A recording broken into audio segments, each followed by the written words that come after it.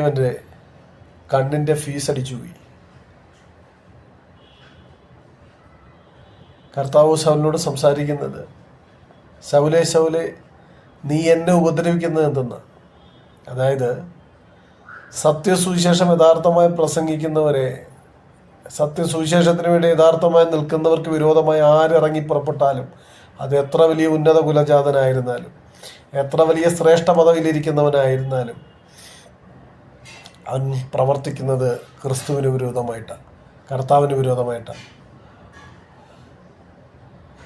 അവസാനം ആരെ തകർക്കാൻ വേണ്ടി ഇറങ്ങി പുറപ്പെട്ടുവോ അവൻ വന്ന് പ്രാർത്ഥിച്ച് ശൗലിൻ്റെ കണ്ണിനെ കാഴ്ച ലഭിക്കേണ്ട സാഹചര്യത്തിലേക്ക് ശൗല് മാറ്റപ്പെട്ടു.